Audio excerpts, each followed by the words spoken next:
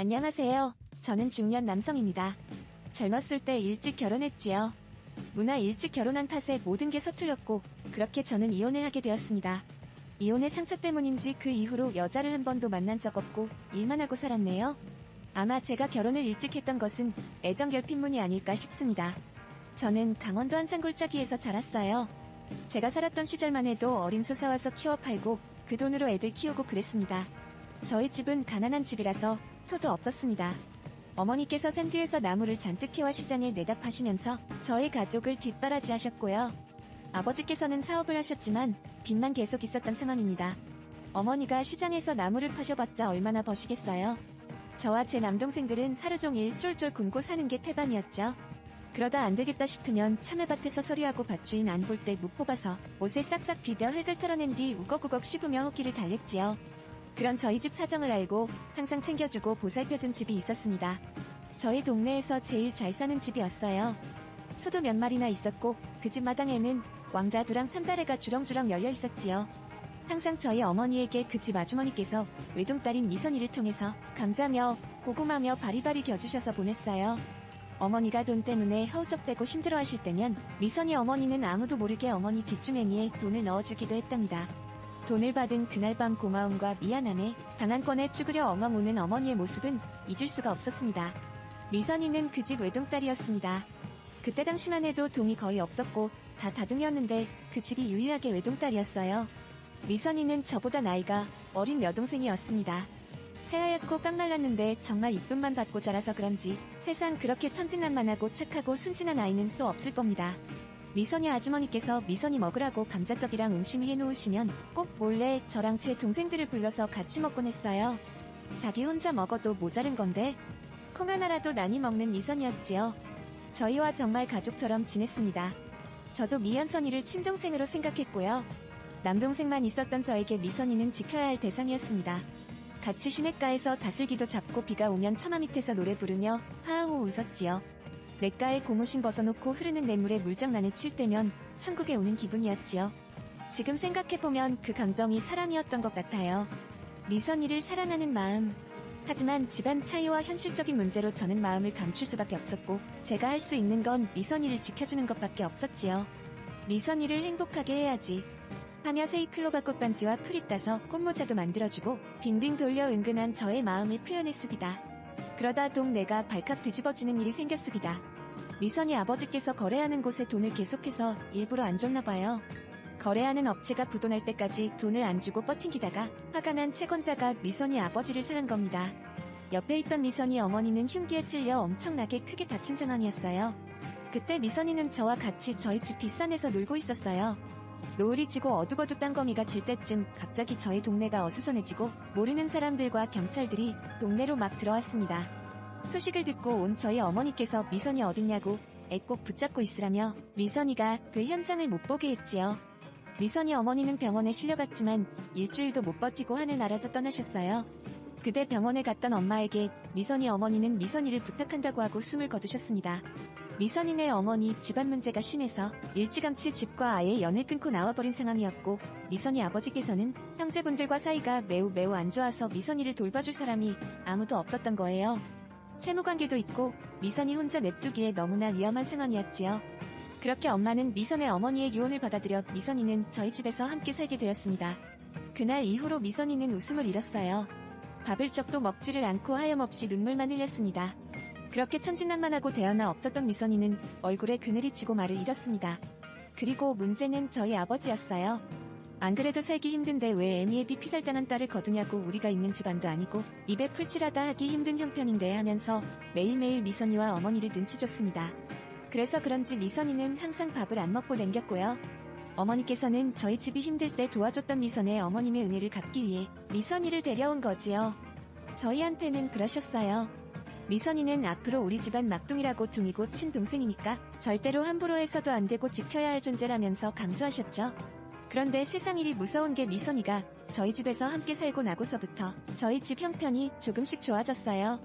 아버지께서 일자리를 얻으셨고 일이 잘 풀려 먹고 살만하게 된 것이었지요. 미선이에 대한 아버지의 미움도 사그라들고 오히려 복덩이라면서 좋아하셨어요. 그렇게 지내길 몇 년, 제가 성인이 되고 미선이가 고등학교에 들어갈 나이일 때 일이 터진 겁니다. 미선이가 가출을 한 거예요. 그때 당시 일을 하고 있었던 저는 집에 도착하고 나서야 사태를 알게 된 겁니다. 미선이 어딨냐고 물어보자 집안 분위기는 냉랭했고 아버지는 바락바락 소리 지르며 집안에 있는 온갖 물건들을 던지기 시작했어요. 어머니는 아버지의 바락바락 화내고 있었고요. 알고 보니 아버지께서 그동안 미선이가 자고 있을 때 미선이를 만졌고 꾹꾹 참고 있다가 미선이가 폭발한 거였지요. 저를 뺀 모든 가족들이 다 집에 있는 상황에서 미선이가 그동안의 이야기를 폭로했고 화가 난 아버지가 미선이를 냅다 팬 겁니다. 미선이 말을 들은 어머니는 화가 머리 끝까지 올라 아버지를 밀쳤고 아버지는 주방 밑에 있던 도자기를 어머니한테 던지고 미연이를 높여밟고 난리가 난 겁니다. 미선이는 그 길로 집을 나간 거였고요. 화가 나기도 하고 너무 분노가 차밀어 올라 아버지에게 인생 처음으로 화를 내고 방에 들어가 엉엉 울었습니다.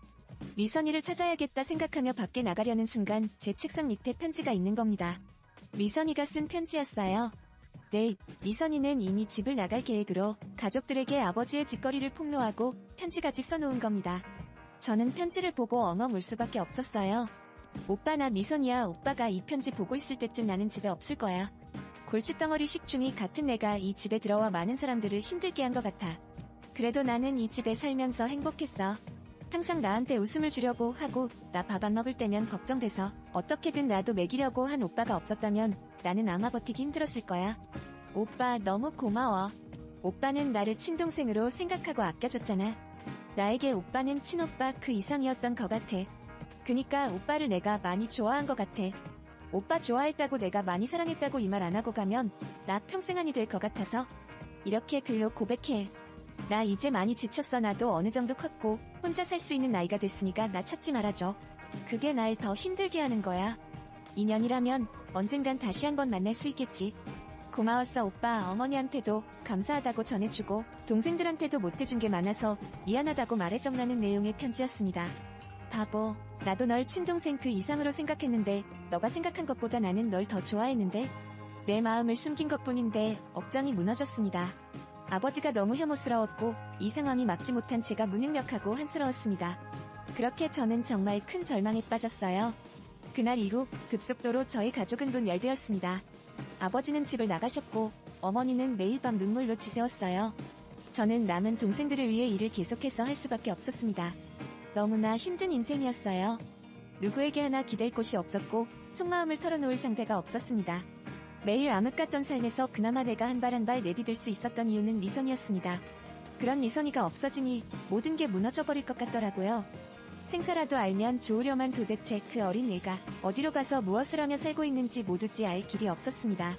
어쩔 땐 미선이가 저한테 살려달라고 울부짖는 장면이 꿈에 나와 식은땀을 뻘뻘 흘리며 자다가 깨어난 적도 있었고 미선이를 머릿속에서 지울 수가 없었어요. 그런데 참 시간이 약인지 지워지지 않을 것 같던 미선이가 점점 희미해지더라고요. 동생들도 다 키서 집 밥벌이하고 어머니도 일자리를 찾으시고 저도 먹고 살기 바쁘니 그렇게 잊혀지는 듯 했습니다. 문득 미선이가 떠올랐지만 먹고 살기 바빴기에 미선이를 찾을 여유는 없었던 것이었죠. 중간중간 저도 여자친구를 사귀고 후에는 결혼을 했다. 이혼까지 했으니 말이죠. 불우한 가정환경의 첫째로서 항상 사랑과 관심이 고팠고 그렇게 저는 판단력이 명확하지 않는 이른 나이에 결혼과 이혼 두 가지를 전부 경험하게 된 겁니다. 전처와의 기억을 지우기 위해 직장도 서울로 옮기고 아예 그 지역을 떠나버렸습니다. 저는 서울에 가서 정말 쉴 틈 없이 일하며 살았어요. 그나마 알게 된 문학 모임에서 스트레스를 푸는 것뿐이었습니다. 그렇게 일하고 살다 보니 눈 깜짝할 사이에는 새치가 나고 젊음은 지나가 버렸더라고요. 고된 풍파 속에 저는 50이 넘는 나이가 되어 있었고 뒤를 돌아봤을 땐 이미 너무 멀리 와 있었던 거였죠. 인생을 헛살았다 하는 회의감에 매번 나가던 문학 모임도 몇 년간 나가지 않고 은둔 생활을 했습니다. 친구들은 다 딸아들 키우며 번듯한 가정을 이루는데 난 뭐란 건가 싶더라고요. 이렇게 살면 안 되겠다, 정말 죽겠다 싶어 다시 문학 모임에 들어가고 사람들을 만나기 시작했습니다. 안녕하세요. 저는 중년 제가 다니는 문학 모임에서는 서로가 쓴 시를 읽고 공유하는 시간이 있는데 그때 처음 본 여자분이 구슬픈 목소리로 시를 읊으시더라고요. 당신을 향한 그리움은 저 하늘에 띄우고 손을 아무리 뻗어봐도 닿지 않는 달처럼 당신도 그런가 봅니다. 나의 첫사랑. 생각만 해도 눈물이 쏟아지고 심장이 조여오는 듯한 그대여. 오늘도 눈물을 삼켜내며 무거운 발걸음을 옮겨봅니다라고 하며 시를 읽던데 그 시를 듣자마자 제 첫사랑 미선이가 생각나더라고요. 순간 저는 강원도 산골 미선이와 행복했던 그 추억 속으로 빨려 들어가는 듯한 느낌을 받았습니다. 그때부터였을 거예요. 그 여성분에게 관심이 생겼던 순간이요. 이 여자는 도통 어떤 사연을 가지고 있을까? 어떤 삶을 살았기에 저렇게 애달픈 글을 썼을까 하는 마음에 친해지기 위해 많이 노력했습니다. 입이 무거워 한마디를 조심스레 꺼내는 그 여자는 저의 호기심을 더 불러일으켰지요. 저의 적극적인 호감 표시에 모임 외의 시간에서 따로 만나며 차도 마시고 문학에 대한 이야기도 나누었습니다. 말하면 말할수록 알 수 없는 행복한 감정에 휩싸였고 마치 미선이와 함께 있을 때의 그 벅차오르고 기분 좋은 감정이 저를 감싸는 듯 했어요. 저의 오랜 기다림 끝에 그 여성분과 저는 조심스레 만남을 시작했습니다. 황혼을 시작하는 연애라 오히려 젊었을 때보다 더 조심스러웠고 혹시라도 상처를 줄까 생각하고 또 생각하는 만남이 되었어요. 그렇게 저희는 서로에 대한 신뢰 위에 사랑을 쌓고 결국 하룻밤을 같이 보내게 되었습니다. 사랑하고 소중한 사람이었기에 너무나 조심스러운 손길로 그녀를 다루었어요. 윗옷을 벗은 그녀의 등 뒤를 보는 순간 저는 너무나 깜짝 놀랐습니다. 미선이 등 뒤에 있던 커다란 흉터가 그녀의 등 뒤에 똑같이 있는 겁니다. 저는 깜짝 놀라 순간 미선이 흉터라고 말했어요. 그러자 그녀는 깜짝 놀라 오빠가 어떻게 미선이라는 이름을 알아? 라고 하며 당황해했죠. 저도 놀라서 정연아 너야말로 미선이를 어떻게 알아? 미선이, 나 강원도 살 때 우리 집에서 살았던 내 첫사랑, 내 여동생이야. 라고 하자 갑자기 그녀가 펑펑 우는 겁니다. 오빠 내가 미선이야. 나 미선이라고. 내 이름 청연이는 개명한 거야. 하면서 엉엉 우는 겁니다. 어렸을 때 미선이는 너무나 하얗고 그런 존재였는데 미선이가 그녀일 줄은 꿈에도 몰랐습니다. 몇십 년이라는 세월이 흘렀기에 예전의 미선이의 얼굴은 거의 보이지 않았어요. 그녀는 본인의 과거를 지우고 싶어서 얼굴에 손도 놨고 이름도 바꾸는 등 많은 시도를 했다고 하더라고요. 미선이인 것을 알고 나니 그제서야 미선이의 눈매가 보이는 듯 했습니다. 다유난히 두툼하고 앵두 같았던 입술도 보였고요. 깜짝 놀랐습니다. 저도 그때와 달리 지금은 살도 많이 찌고 나이살 때문에 많은 게 변한 상태였고요. 50이 넘은 아저씨니 말이죠. 미선이는 오빠, 정말 나 상상도 못했어. 오빠일 줄은. 이제 보니 웃을 때 오빠 얼굴이 보이네. 오빠 나이 들면서 쌍꺼풀도 생겼구나. 더 멋있어졌어. 정말 근사해졌어. 분위기 있고 오빠 내가 문학 모임에서 첫날 읽은 글씨. 오빠에 대한 내용이야. 난 한 번도 오빠를 잊은 적이 없어. 그날 그렇게 집에 나와 무작정 서울로 상경회 밖에서 자기도 하고 시설 이곳저곳 돌아다니며 먹을 거 해결하며 보냈다. 나 정말 힘들었어. 세상이 싫어서 절에도 들어가봤고 남들 앞에서 무릎 꿇고 빌빌 긴 적도 있고 죽고 싶을 때는 나를 거둔 어머님이랑 오빠 생각이 나서 차마 못하겠더라. 얼마나 보고 싶었는데 꿈에서라도 만났으면 좋겠다. 이번 생에는 오빠와 연이 아니구나 했는데 이렇게 만나다니 하면서 개역개역대며 숨 넘어갈 듯이 눈물을 흘렸습니다. 저도 손이 덜덜 떨렸어요. 미선이가 남동생이랑 놀다가 옷 뒤에 불이 붙었고 불 붙은 옷이 미선이 날개뼈부터 허리 중간까지 쫙 붙어 화상을 크게 입었거든요. 그때 저희 집도 돈이 넉넉지 않아 제대로 병원도 못 보내주고 미선이가 엎드려 있으면 제가 미선이 등에 매일 2번씩 약 발라주며 그 짓물난 상처를 치료해줬는데 흉터가 져서 우는 미선이에게 오빠가 돈 벌면 서울에서 흉터 수술 시켜주겠다고 했는데 그 흉터로 인해서 저희가 다시 재회할 수 있게 될 줄은 꿈에도 몰랐던 거였죠. 그날 밤 저희는 떨어진 수십 년간의 세월의 애환을 쏟아냈습니다. 밤새도록 울고 웃으며 어릴 때의 추억을 회상하고 그간 삶의 고통을 어루만져 주었습니다. 개울가에 고무신 벗어서 송사리 잡고 거미줄에 걸린 잠자리를 구해주고 냇가에 된장 풀어 고기 잡았던 지금은 꿈도 꿀 수 없는 그 시절을 함께한 그녀를 다시 만나 너무나 행복했고 감사했습니다. 건빵 한 봉지로 몇 날 며칠을 아껴 먹어도 행복했던 땅에 물을 서리해서 탈탈 털어 와그작 씹어 먹어도 웃음이 났던 그 시절로 다시 돌아간 것만 같았습니다. 그렇게 저는 미선이를 기적처럼 다시 만날 수 있었고 외롭고 공허했던 마음이 채워지는 듯 했습니다.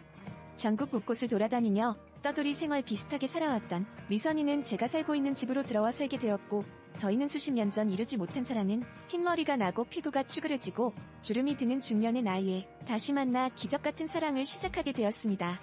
내가 그간 고생했던 거는 미선이를 만나기 위함이었구나 싶더라고요. 하루하루가 행복했고 감사했습니다. 그렇게 저희는 함께 살며 그간 못다한 사랑을 하고 있습니다. 마치 10대 아이처럼 손잡고 공원 가고 커피숍 가고 하는 삶을 살고 있네요. 고되고 힘든 일을 하는 하루는 똑같지만 이제는 쓸쓸하고 차가운 공기가 나를 집에서 맞아주는 게 아닌 포근하고 사람 사는 온기가 느껴지는 집이 그녀와 함께 저를 맞아주네요. 이제야 행복합니다. 이제야 웃을 수 있게 되었습니다. 삶을 포기하고 싶었던 그날을 견디고 새 삶을 산 듯합니다. 내 인생 기구한 줄로만 알았는데 이 나이에 이런 일이 생길 줄 누가 알았겠어요. 사는 게 힘들지만 세상은 견딜 수 있는 시련만 주는 듯합니다. 감사합니다. 정말 감사합니다. 세상에 감사하고 만물에 감사합니다. 앞으로도 감사함 잊지 않고 살겠습니다. 세상 어딜 가든 밤이 되면 보이는 달처럼 저도 그녀의 곁을 항상 따라다니는 달이 되렵니다. 그녀가 빛날 때는 뒤로 물러나 있고 그녀가 밤처럼 캄캄하고 힘든 길을 걷고 있을 때면 환하게 비추어주는 달이 되렵니다. 제가 다니는